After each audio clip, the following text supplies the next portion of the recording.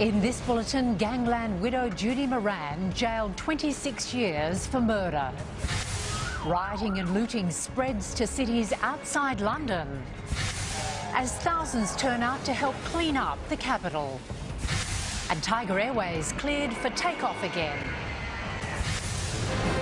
This is 7's 4:30 News with Ann Sanders.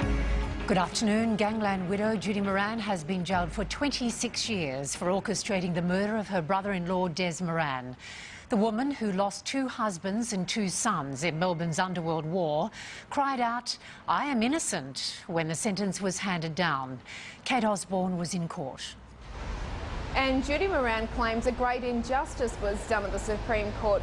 Coming up after 5, the national costume Miss Universe Australia will wear at the 2011 pageant in Brazil.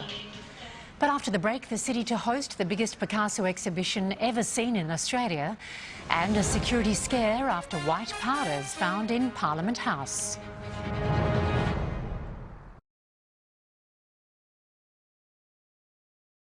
That we saw earlier on today. Thanks, Anne. Bill Evans from Westpac. Thank you, Bill.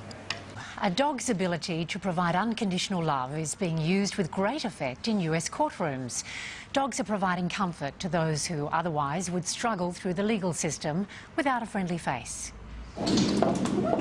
In the criminal justice system, the people are helped by 4 paws. These are their stories. You're watching 7's 4:30 News, and these are the stories we're following this half hour. UK violence and looting spreads to cities outside London. Underworld widow Judy Moran jailed for 26 years for murdering brother-in-law Des Moran. A Sydney family, the innocent victims of a drive-by shooting. And Miss Universe Australia unveils her national costume ahead of next month's pageant. The violence and looting scene in London has moved to other major cities in the UK.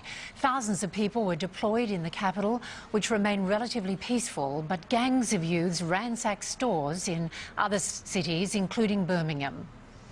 For a second night, they came out onto the streets of Birmingham. Next in 7's 4:30 News, sport with Tony Squires. Now, what's this about being too negative about the AFL? Yes, well, that's according to the Code's boss, and he says that we're very, very guilty of talking the game down. That's next. And is it all over for Todd Carney, or will he have one more last chance?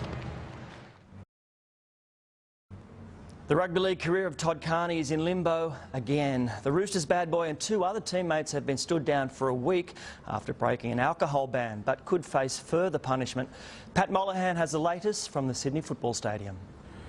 Well, Tony, there's no doubt the careers of Todd Carney, Nate Miles and Frank Paul Lewis. 2000 Sydney Olympics. And Anne, if they can make that event as much fun as it was at Bondi, they'll be doing very well. Huge. Thanks, Tony. See you tomorrow. Next in 7's 4:30 News, we'll get tomorrow's national weather forecast.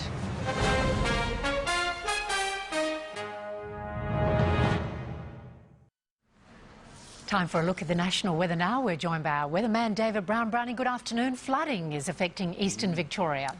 Yeah, that's right, Anne, and good afternoon. A number of rivers in Gippsland have reached minor flood level as the steady heavy rain continues to fall right across the region forward. That's latest weather, and more details at 6 o'clock.